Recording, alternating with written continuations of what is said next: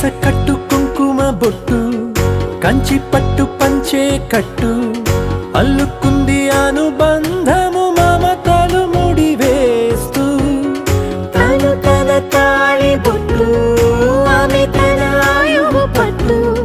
ఏకమైంది దాంపత్యము 7 అడుగులు వేస్తూ